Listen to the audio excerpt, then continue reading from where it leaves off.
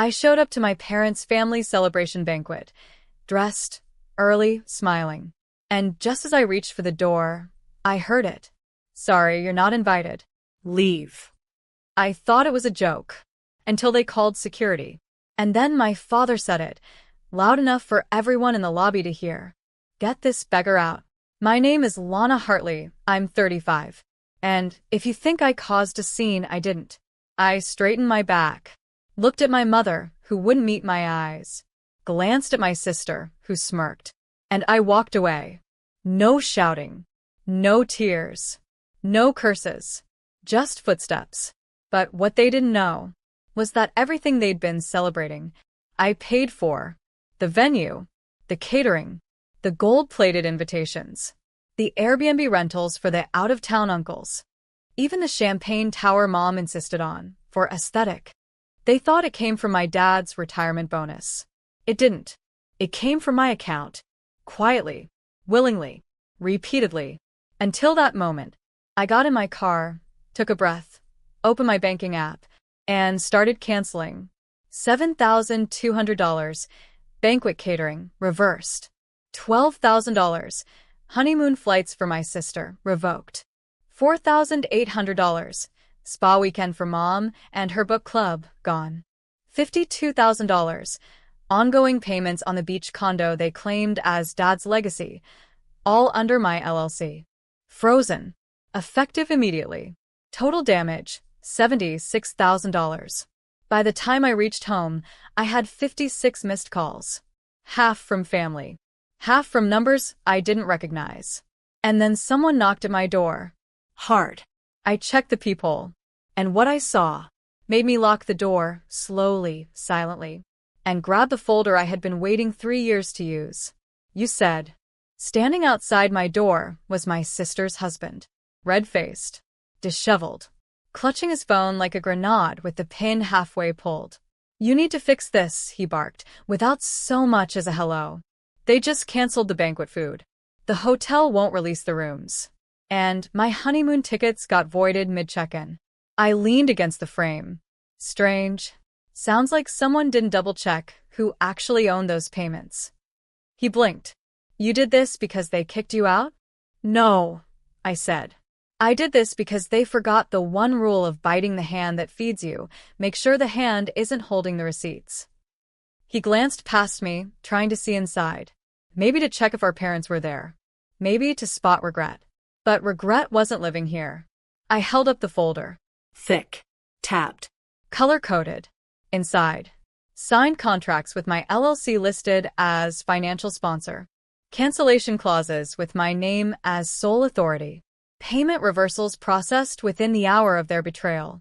"I warned them 3 years ago," I said. "I told them if they treated me like a bank, I'd start acting like a banker." "You're punishing the whole family." I smiled. "No. I'm protecting my investment. And cutting my losses." He raised his voice. "They're your parents. They called me a beggar." He didn't have an answer for that.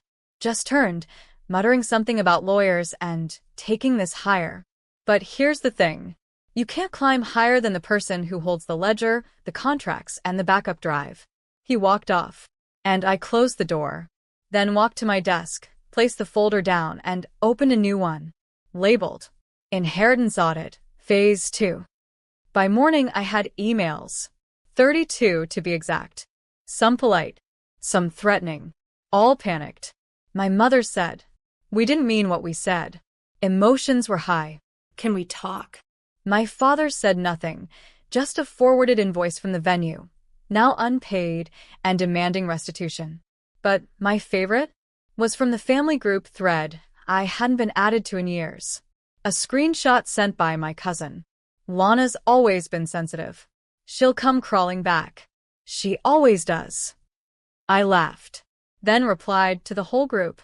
"Just a reminder, I own the crawl space." And the locks were changed. No response. But later that afternoon, I received a message I didn't expect. From my parents' accountant. He asked if I had time to discuss some irregularities. Said he'd noticed the payments to their beach condo hadn't been coming from their trust, but from an LLC he'd never seen before. Mine. I confirmed it. Then I asked a question I'd been waiting 3 years to say out loud. Have they declared that condo as their asset in annual filings? Silence. Then, they claimed it was an inheritance gift from a private family investor. No documentation. So they'd not only lied, they'd hidden it.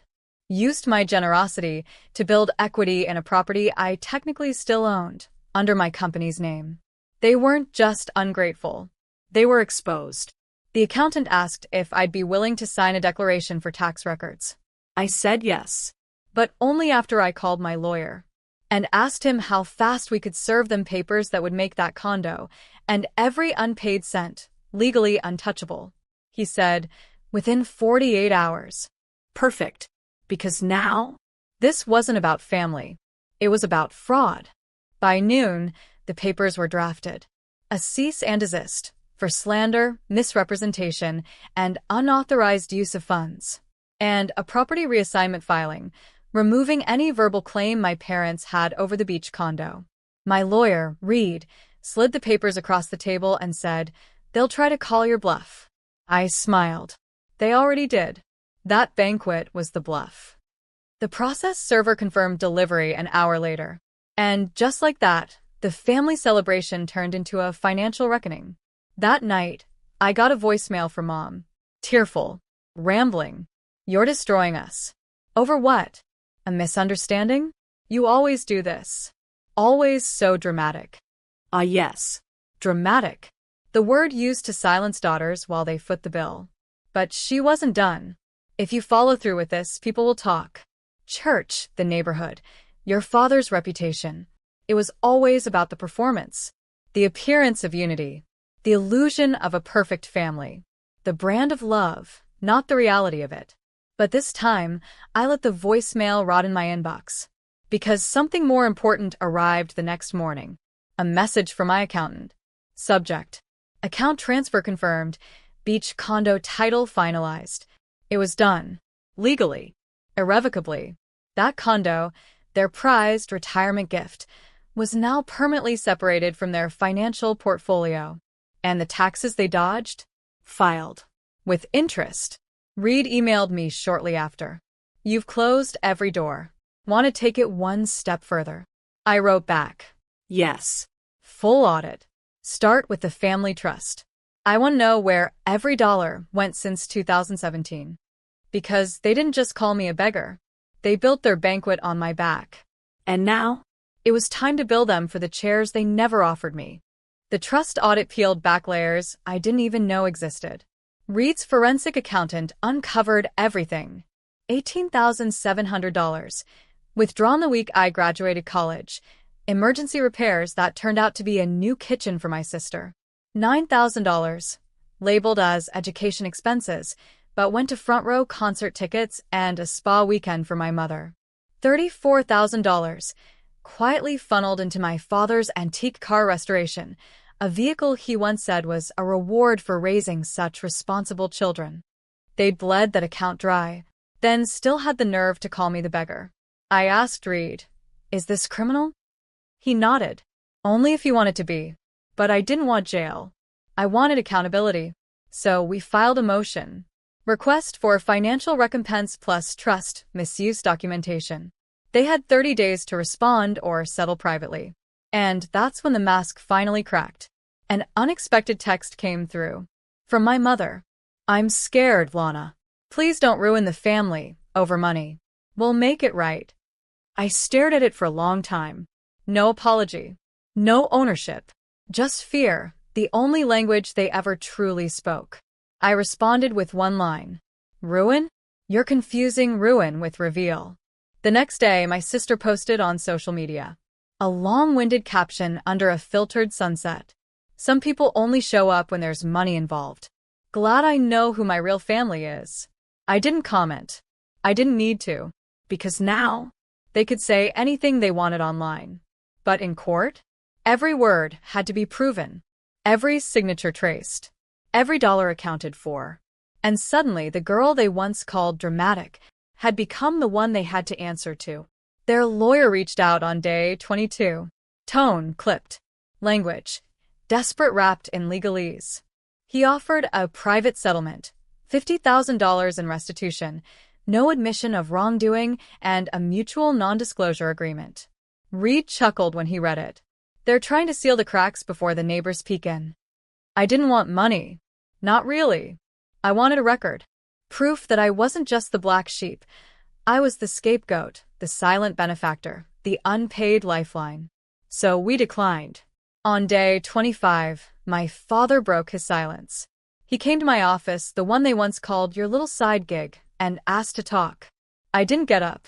He stood in the doorway, hat in hand, pride barely clinging to his shoulders. You've made your point, he said, but you're about to ruin us. Are you proud of that? I looked at him, at the man who once told a room full of guests that my sister was the real success story.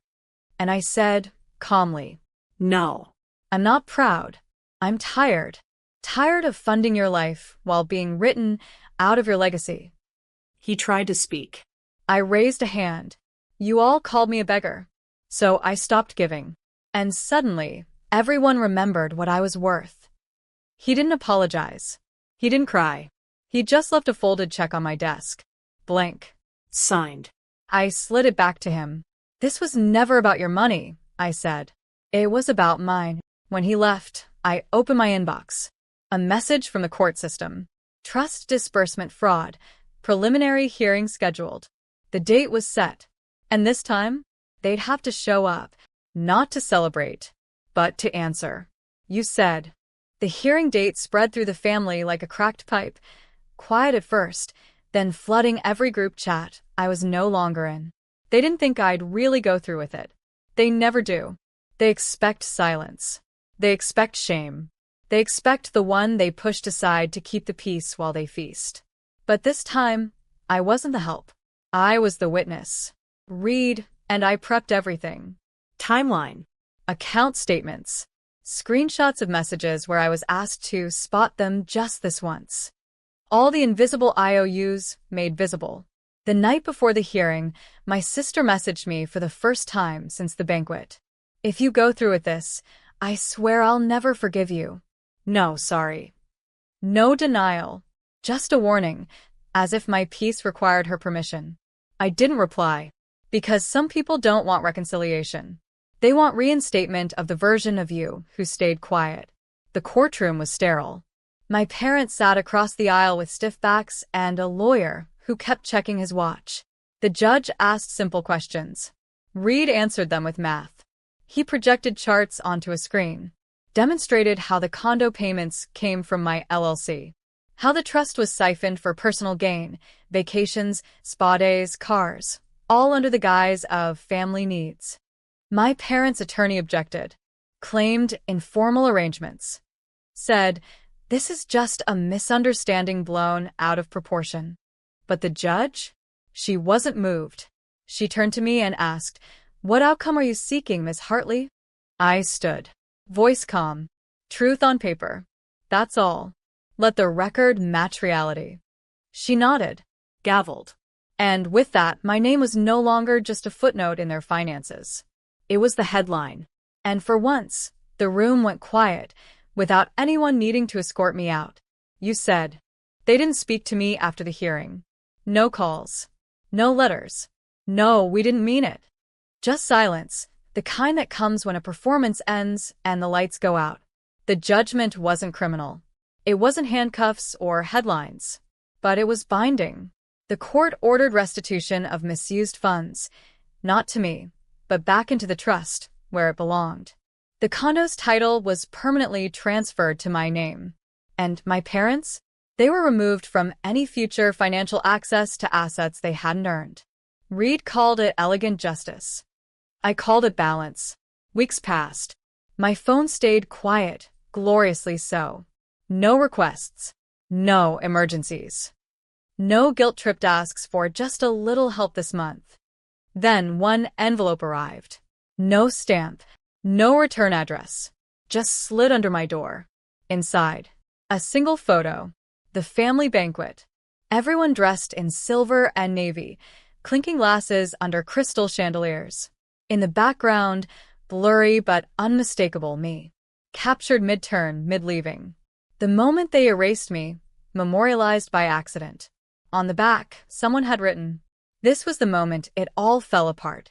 I held it for a long time, then walked it to the shredder. Because what fell apart wasn't family. It was the illusion of it. The one they built with my money, my silence, my need to belong. And once that illusion burned, what was left behind wasn't ashes. It was freedom. I built a new folder that day. Hartley Foundation. A grant for first-generation women putting themselves through school without family help. The first funding came from a condo sale. Mine. And for the first time in my life, every dollar I gave away was mine to give.